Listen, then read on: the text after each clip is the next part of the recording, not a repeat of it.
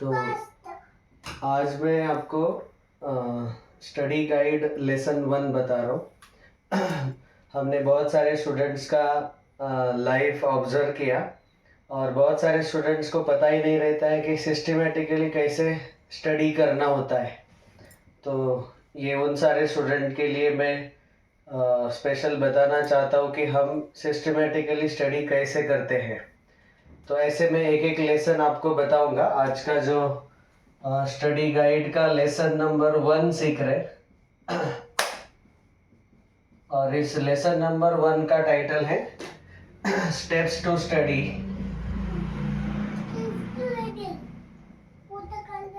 पढ़ाई कैसे करना चाहिए। तो सबसे पहले पढ़ाई शुरू होता है हमारे क्लासरूम में। जब आपको टीचर सिखाते हैं तो उस वक्त हमें सबसे इम्पोर्टेंट चीज़ एक काम करना है, वो है ध्यान से सुनना और समझने की कोशिश करना। उसको हम बोलते हैं लिसनिंग एंड अंडरस्टैंडिंग। ध्यान से सुनना, लिसनिंग एंड अंडरस्टैंडिंग।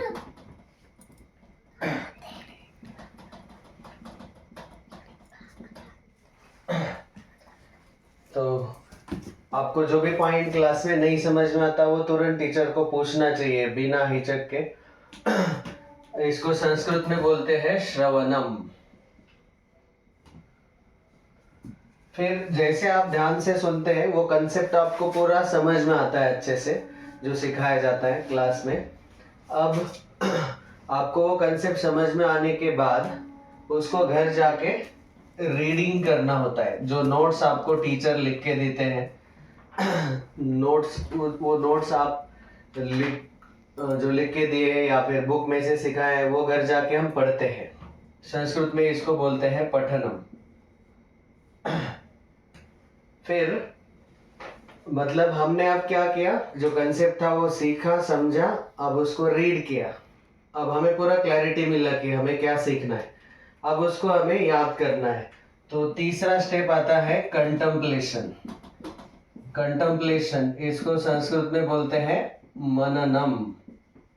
मननम मतलब आपका जो क्लास नोट्स है और बुक है, टेक्स्ट बुक, वो बंद करके मन में याद करने का कोशिश करना।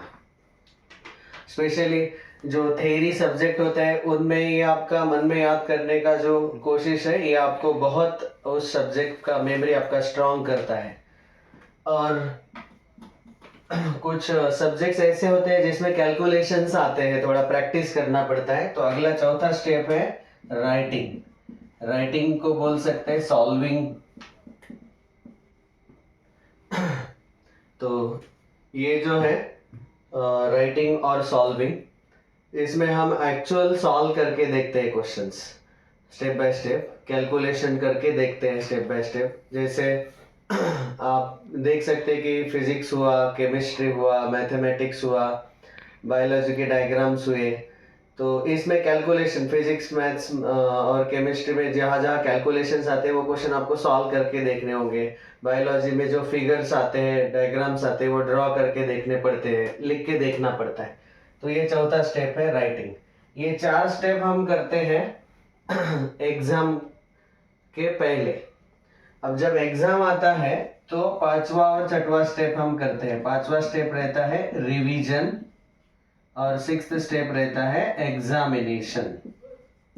एग्जामिनेशन मतलब परीक्षा देना उतना ही इम्पोर्टेंट है, क्योंकि आप जब एग्जाम देते हैं तो एग्जाम देने पर आपको खुद को समझ में आता है कि मैंने जो ये सब स्टेप्स फॉलो किए इसका मुझे कितना ग्रास्प हुआ और मुझे कितने मार्क्स मिले एग्जाम में। उससे आप खुद का टेस्ट कर सकते हैं कि मुझे सब्जेक्ट अच्छे से समझ में आया नहीं आया। आप जब क्लास में ध्यान से सुनते हैं और समझने का कोशिश करते हैं, एक्चुअली इससे ही लगभग 90% पढ़ाई खत्म हो जाता है, क्योंकि आपको बस क्लैरिटी मिल जाता है कंसेप्ट में। तो इससे आपका एक्यूरेसी बढ़ता है। ठीक है, आप जब ध्यान से सुन के समझते हैं तो इससे आपका एक्यूरेसी बढ़ता है। और जब घर जाके आप रीडिंग, कंटेम्पलेशन और राइटिंग करते हैं, इससे आपका स्पीड बढ़ता है। और एग्जाम में ये दोनों टेस्ट होते हैं, आपका एक्यूरेसी और स्पीड। तो आप जितना लिख के देखते हैं, जितना सॉल्व करके देखते हैं, उतना आपका स्पीड बढ़ता है, और जितना आप क्लास में ध्यान से सुनते हैं उतना आपका एक्यूरेसी बढ़ता है। वो जो क्वेश्चन सॉल्व करते हैं वो उसका आंसर करेक्ट आता है आपका, और जितना प्रैक्टिस करते हैं उतना स्पीड बढ़ता है, और ये दोनों चीज़ें एग्जाम में टेस्ट होती है। ठीक है, तो ये आज हमने पहला चीज़ बताया कि पढ़ाई कैसे करना चाहिए। ये जो लोग फॉलो करेंगे, मैं उनको गारंटी के साथ कहता हूँ कि उनको कुछ ज़्यादा टेंशन नहीं आएगा किसी भी सब्जेक्ट के बारे में पढ़ते समय। ये स्टेप्स फॉलो करो। स्पेशली हम ऑब्जर्व करते हैं कि स्टूडेंट्स क्लास में ही ध्यान से नहीं सुनते, तो फिर वो घर जाने के बाद पढ़ेंगे तो उनको कुछ नहीं समझ में आता, फिर वो क्या याद करेंगे और क्या सॉल्व करेंगे। इसलिए सबसे पहला स्टेप ज़्यादा इम्पोर्टेंट है, क्लास में ध्यान से सुन के समझने का कोशिश करना, और नहीं समझ में आए तो तुरंत पूछ लेना चाहिए। ठीक है, तो ये ऐसे 6 स्टेप्स होते हैं, और एग्जाम में जो क्वेश्चन आपसे सॉल्व नहीं होते उनको डाउट्स फिर से पूछने चाहिए टीचर को। तो फिर से लिसनिंग, मतलब ये एक्चुअली ऐसा एक साइकिल है, ध्यान से सुनना, फिर रीड करना, फिर उसको याद करने का कोशिश करना, फिर राइटिंग करके प्रैक्टिस करना, रिवीजन करना, और एग्जामिनेशन। अब कुछ स्टूडेंट्स को सबसे बड़ा प्रॉब्लम ये होता है कि रिवीजन करते समय क्या रिवीजन करें ये इनको समझ में नहीं आता। तो आप जब राइटिंग या सॉल्विंग करते हैं तो पहली बार आपसे जो क्वेश्चन सॉल्व नहीं हो पाए उनको मार्क करके रखने का, और वो क्वेश्चन रिवीजन में कवर करने का, उसका सेकंड रिवीजन लेना जरूरी है, क्योंकि फर्स्ट अटेम्प्ट में आप वो क्वेश्चन सॉल्व नहीं कर पाए। जैसे आपने 70 MCQ सॉल्व करने का कोशिश किया और उसमें से 10 MCQ आपके डाउट है, तो वो 10 MCQ एग्जाम के पहले रिवाइज करके जाना जरूरी है।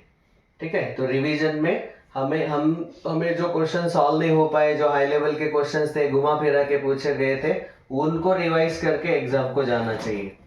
ठीक है, आई होप ये पहला लेसन आपको सबको समझ में आया।